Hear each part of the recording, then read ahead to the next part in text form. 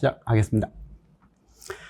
자, 우리가 이번 이제 올해 시작해야 될 수업이요. 어쨌든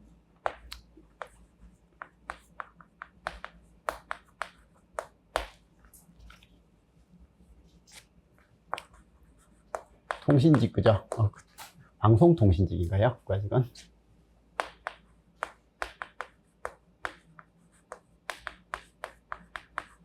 그리고 지방직,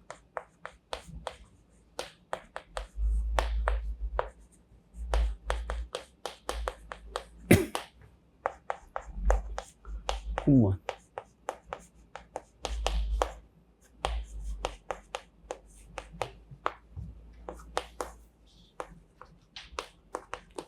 국가직은 뭐 9급도 있고 7급도 있고, 그죠? 지방직은 거의 9급인데 서울시만 유독 이제 7급이 지금 우리 시험에 있고요. 그리고 군무원은 뭐 9급도 있고 7급도 있고 5급도 있고요. 군무원은 전자직이 따로 있고요. 통신직이 있죠, 그죠? 그래서 이렇게 되고, 그리고 이제 국회직도 있고요. 국회 사무직도 있는데 시험을 볼 때도 있고 이건 안 볼 때도 있고, 그리고 여타 뭐 경찰 간부직 같은 것도 있긴 한데 우리가 보통 보는 시험은 뭐 이런 정도 같습니다. 국가직은 전자공학이고, 전자공학 개론이죠, 그죠? 그리고 무슨공학입니다.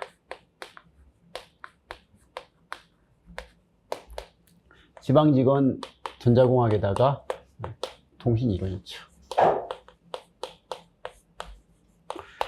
군무원은 기본적으로 전자공학에다가 여기는 통신공학이고요. 군무원 전자직 같은 경우는 전자공학에다가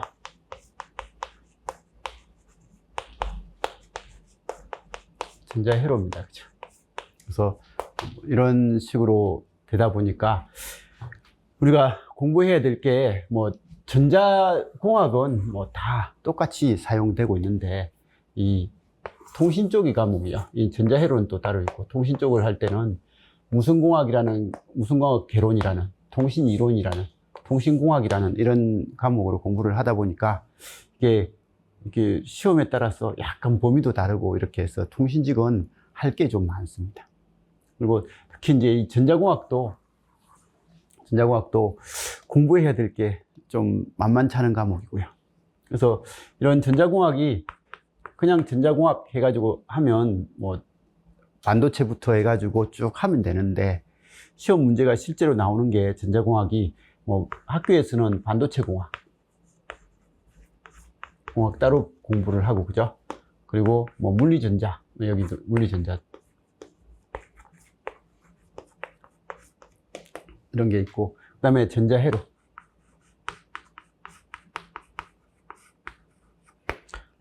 디지털 공학,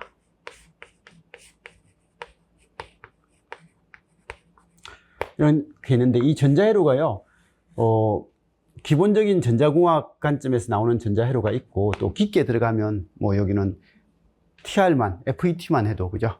뭐 하나의 학문이 되고, OPMF만 해도 또 하나의 학문이 되고 이렇게 되는데, 어쨌든 이 개론적인 전자공학 형태로 나오는데 가끔씩 그거 깊게 나오기도 하는데, 어쨌든 우리가 전자직에서 배워야 될 건 이런 정도 같습니다.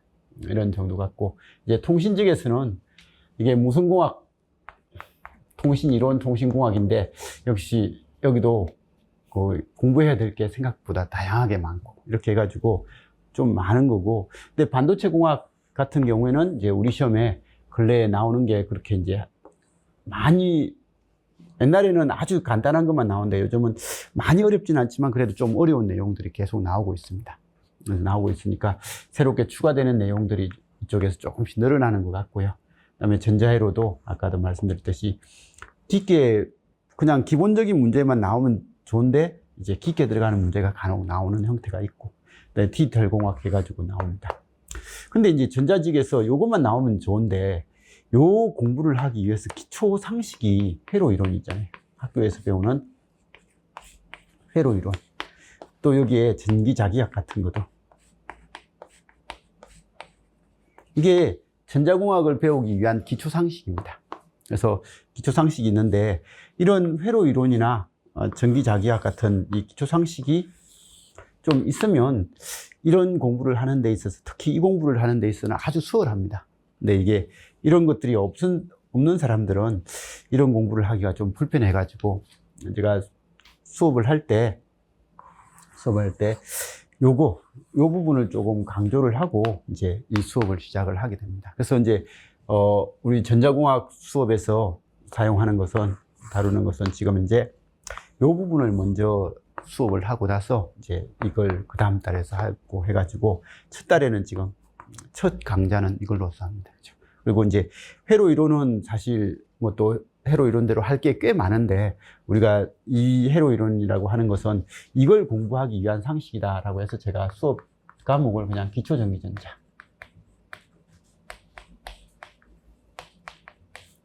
전자라고 해서 학교에서 이제 혹시 전공이 뭐예요? 그럼 학교에서 회로 이론 같은 공부 했겠네요. 그러면 다행이네요. 그래서 기초전기전자 파트를 이제 좀 하고 이쪽을 할까 합니다.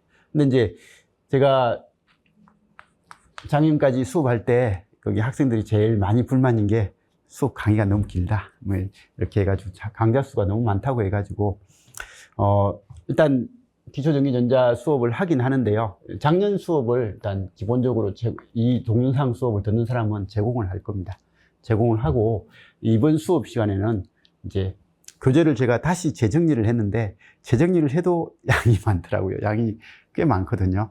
꽤 많은데 이걸 제가 이론을 설명을 쭉 하는 게 아니라 이게 소개하는 식으로 이렇게 쭉 하면서 넘길 겁니다. 그래서 이론을 좀 듣고 싶은 분들은 작년 동영상을 좀 그 파트를 참고하면서 이론을 듣고 이게 암기해야 될 과목만 그 요소만 탁 체크해서 그걸 암기하는 식으로 그렇게 좀 해줬으면 좋겠다 싶어서 이걸 학생들이 수업 들으면서 필기를 좀 덜 할 수 있는 방법이 뭘까라고 해서 이제 만든 교재거든요. 그러다 보니까 교재가 생각보다 길어져서 버렸습니다. 좀 양이 많더라고요. 근데 어쨌든 체크 쭉쭉 해놓고 여기 암기해야 될 것만 동그라미 치면서 공부를 좀 해주시면 좋을 것 같습니다. 그래서 이 기초전기전자를 다루게 될 거고요. 이게 끝나면 이제 전자공학 파트에서 반도체부터 해가지고 디지털까지 쭉 할 건데 이 수업도 그냥 기본적으로 수업량이 너무 많습니다. 많은데 그래도 올해는 이제 작년하고 다르게 시험 문제가 25문제 나오잖아요. 그죠? 작년까지는 20문제였는데 25문제가 나오니까 작년 같은 경우에는 이 회로 이론 파트에 나오는 기초전기전자 파트가 예전에는 한 5문제까지 나왔는데 요즘은 5문제도 아니고 2-3문제 나와요. 2-3문제 정도 나오는데 뭐 이걸 공부를 안 하고 그냥 이걸 하면 사실 이 공부하는데 너무 불편해요. 그래서 이건 문항수하고 상관없이 이건 공부를 좀 잘 해주셔야 되는 파트고요. 그래서 이걸 좀 정리를 하고 이걸 좀 봐주시면 좋겠고, 그래서 이 수업을 할 때도 그냥 딱 목차를 딱 정해가지고요. 여기 이 파트에서 외워야 될 거 이거다라고 해서 요약식으로 이렇게 탁탁 찍어서 이제 수업을 자주 나오는 것들은 할 거고, 이거 역시 뭐 수업을 할 때 작년 동영상 그대로 제공이 되면서 기본적으로 우리가 꼭 암기해야 될 시험에 자주 등장하는 것 위주로 체크를 해서 정리를 하도록 하겠습니다. 그래서 아무튼 이렇게 할 거고, 이번 수업은 그래서 지금 이거에 대해서 이야기할 거고요. 그리고 이제 무선공학 통신이론, 통신공학도 사실 나오는 것들이 생각보다 많습니다. 무선공학 개론이라고 하는 게 안테나 공학이라든지 전파공학 이런 것들 뿐만이 아니라 그냥 일반적인 거의 통신에 관련된 기본 내용부터 해가지고 다 나오는 게 무선공학이거든요. 그래서 무선공학이라서 이것도 해야 될 게 많고, 그리고 이 무선공학 외에도 통신공학이라는 파트, 통신이론이라는 파트에서 또 공부에 추가적으로 해야 될 것들이 많습니다. 그래서 많아가지고 여기서도 공부해야 하는 양이 생각보다 범위가 넓어요. 그래서 대학교에서 아마 이 3과목을 다 여기 나오는 과목의 문제를 정리를 다 하다 보면 대학교 통신과에 나온 사람들은 2학년, 3학년, 4학년 동안 배운 내용을 그냥 여기서 다 다루게 될 거예요.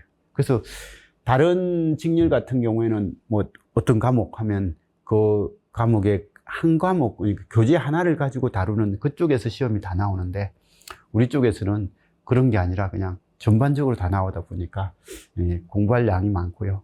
그래서 공부할 양이 많은데 시험에 점수가, 그래서 옛날에는 좀 컷 점수가 많이 낮았거든요. 근데 요즘 가면 갈수록 컷 점수는 조금씩 높아지는 것 같습니다. 공부할 양이 많은데도 학생들이 공부를 열심히 하는지 컷 점수가 조금씩 높아지고 있고, 문제는 근데 너무 깊게는 안 들어가고요. 기본적인 문제 위주로 이렇게 나오더라라는 정도만 좀 봐주시면 됩니다.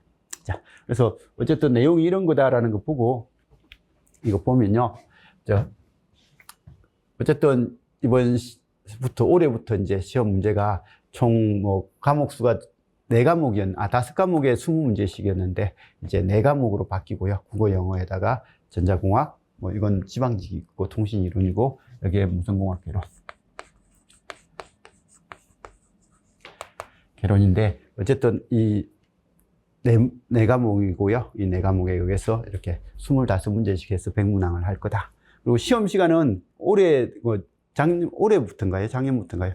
어쨌든 예전에는 100문제 100분이었는데 이제 100문제에 110분이죠. 그죠? 그래서 시험 시간은 110분을 하더라라는 것 정도는, 그런 것들을 그대로 한번 봐주시면 좋을 것 같고요.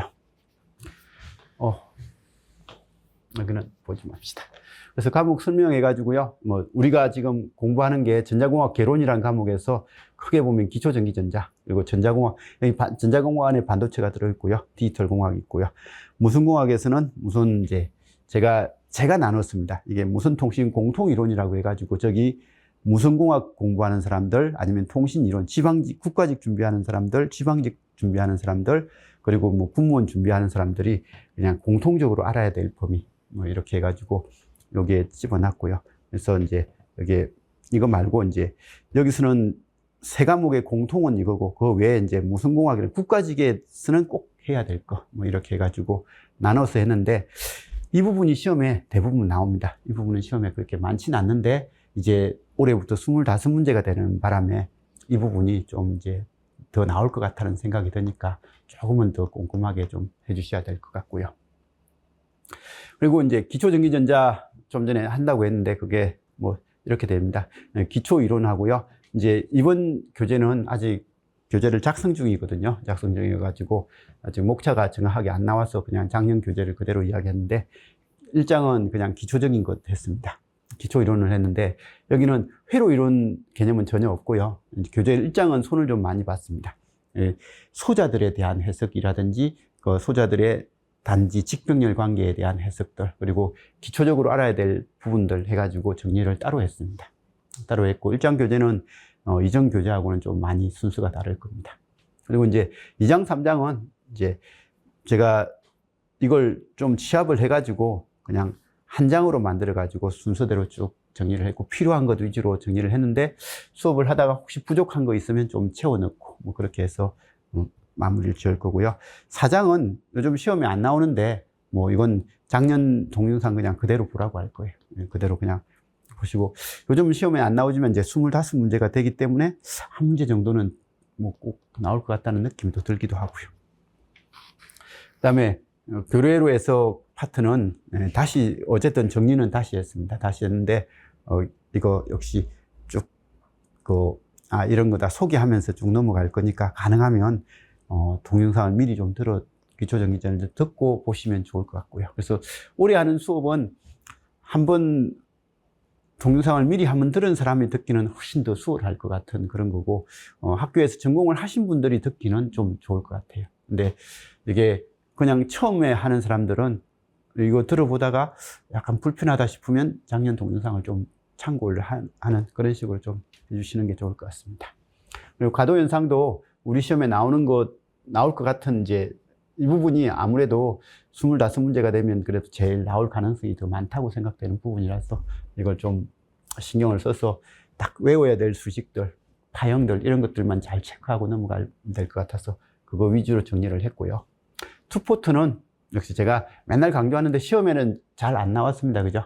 잘 안 나오지만 회로 해석의 기본 상식들이다 라고 하는 것 때문에 투포트는 그냥 안 나와도 그냥 한번 봐주시고, 라플라스 변화는 통신을 하는 사람들은 무조건 알아야 됩니다. 그래서 이게 사실 전자 때문에 놔둔 게 아니라요, 얘는 통신 때문에 라플라스가 어려웠어요. 미리 한번 듣고 나중에 통신할 때 또 들으면 그래도 한번 봤다라는 느낌 때문에 통신이 쉽지 않을까 해서 제가 욕심으로 넣어 놓은 거라서, 이건 뭐 힘들다 싶으면 기초전기 전자만 하는 사람들은 그렇게 안 해도 상관없는데, 그래도 그냥 알고 있으면 좋으니까 그냥 한번 들어보시기 바라고. 그래서 정리를 뭐 어쨌든 이 교재에 맞춰서 다시 교재 정리는 다시 다 했고요. 그래서 그게 아직은 뭐 마무리, 제가 책을 넘겼는데 아직 받아가지고 이렇게 정리하는 시간이 있는 것 같습니다. 그 시간이 좀 걸릴 것 같으니까 책은 좀 천천히 나올 것 같고요.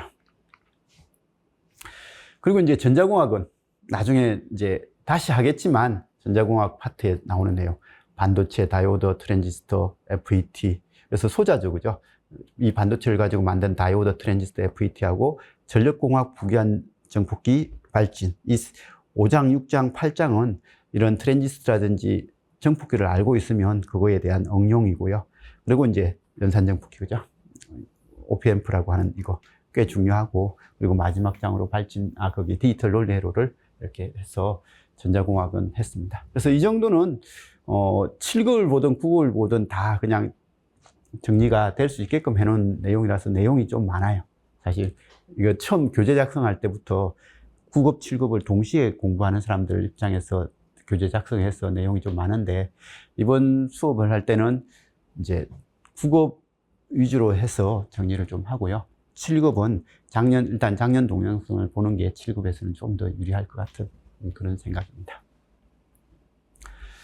자, 그리고 국가직에 나왔던 뭐 그런 형태들 한번 보면요. 지금 이제 19년부터 24년까지 국가직 기초 파트에서 나오는 건 2문제에서 한 4문제 수준, 그죠?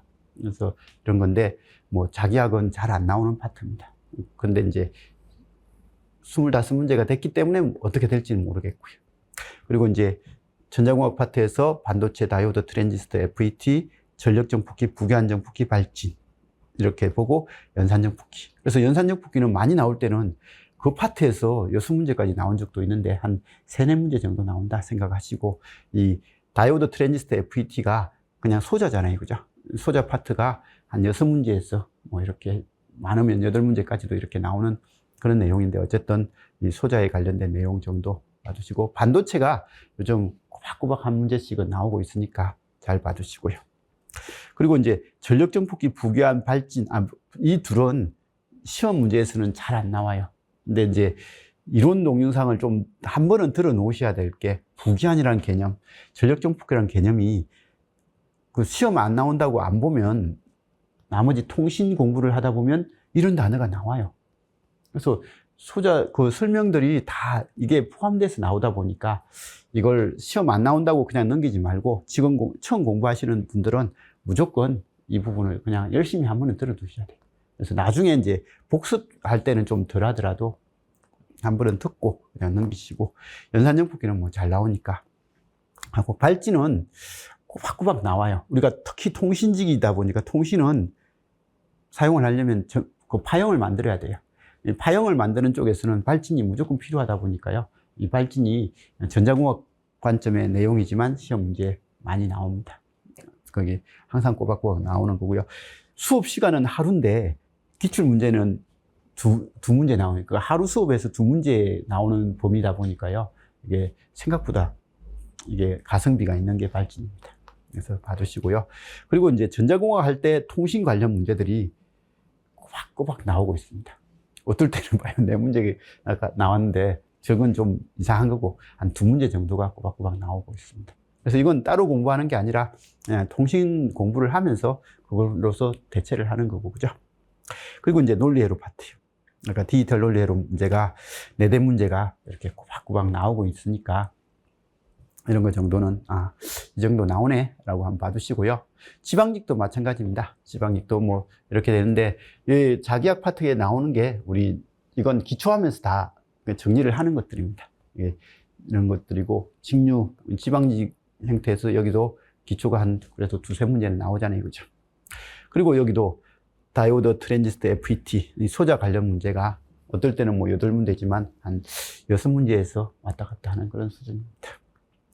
반도체가 오히려 안 나오네요, 그죠? 지방직은. 그리고 이제 전력 정폭기, 부기한 정폭기. 이게 출제자가 누구냐에 따라서 달라지는데 어쨌든 이렇게 되고요. 이 지방직하고 국가직은 둘 다 요즘은 교수님하고 학생들이 같이 들어가가지고 교수님들이 문제 만들고 학생들은 그거 문제 뽑아서 이 정도 수준이면 문제가 될 것 같습니다. 뭐 큰 문제 없겠습니다라고 풀어보고 자기들이 이 정리를 해서 문제를 내다 보니까 수준은 비슷해요.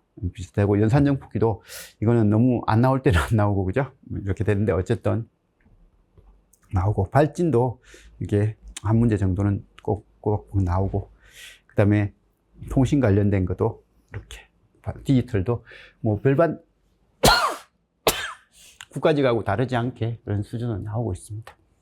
그래서 알아서 봐두시고 이제 올해부터 25문제다 보니까 이게 약간의 범위가 넓어질 수는 있는데 제 생각은 범위를 넓게 보다는 그쪽 관련 문제를 좀 더 많이 내는 그런 형태가 될 것 같기도 하고요. 그래서 일단은 우리가 하는 수준보다 더 넓게 나오진 않을 것 같아요. 지금까지 제가 수업을 하면서 범위를 좀 넓게 잡고 수업을 했기 때문에 뭐 지금까지 했던 것보다 더 넓은 그런 내용은 아닐 것 같고 그냥 이 수준에서 그냥 봐주시면 될 것 같습니다. 자, 아무튼 이런 식으로 해서 되고요. 이 통신은 또 통신하면서 그때 정리를 하도록 하겠습니다. 이건 아까도 말씀드렸듯이 우선 이 통신은 크게 우선 통신 공통이거든요. 그래서 이거 배우는 공통 파트를 하고요. 거기다가 국가직은 추가로 무선공학. 그래서 사실 여기는 전파공학하고 안테나공학 관점입니다. 그리고 지방직은 통신이론. 통신이론하고 통신공학도 지방직은 조금은 언급됩니다. 그리고 군무원도 이겁니다. 근데 지방직은 국가직은 지금까지 나온 건요. 여기에 한 15고 5. 국가직은 이렇게 나왔어요. 근데 지방직은 이게 10, 예전에는 12에 여기가 4. 뭐, 이 정도 나왔던 게 지방직이고요.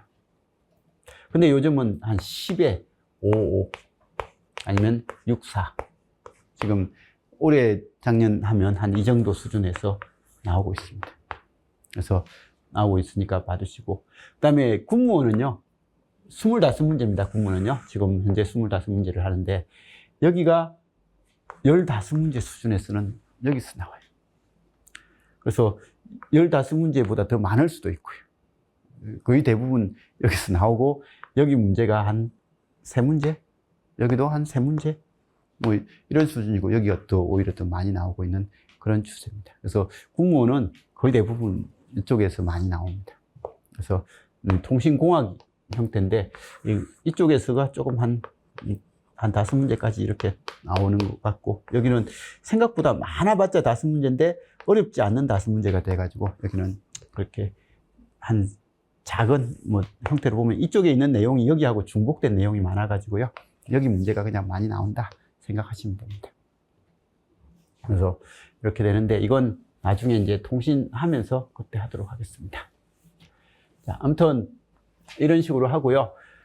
올해 수업은 어쨌든 아까도 말씀드렸듯이 기본적으로 이게 자기가 조금 이건 전공을 했다라는 입장에서 요약 강의 형식이다 라는 생각으로 그냥 쭉 들어주시면 좋은 그런 수업이 될 겁니다. 그래서 전공을 했고, 그리고 이제 내가 그래도 이전에 동영상을 한번 들었다라는 상태로. 그래서 올해는 이렇게 하고 내년에는 이제 이 동영상이 있으니까 이 교재를 가지고 다시 정리를 좀 하면서 이제 올해 어쨌든 25문제가 바뀌고 나서 문제 범위가 어느 정도 넓어지는지 보고 다시 이제 수업을 방향을 맞춰야 될 것 같은 그런 느낌입니다. 자, 아무튼 이렇게 해서 앞으로 수업을 해 나갈 거다라는 생각 정도는 봐두시고요. 자, 그러면 혹시 시간이 얼마나 지났습니까? 한 30분 같습니까? 25분요? 그러면 조금 그래도 끊었다가 다시 하도록 하겠습니다.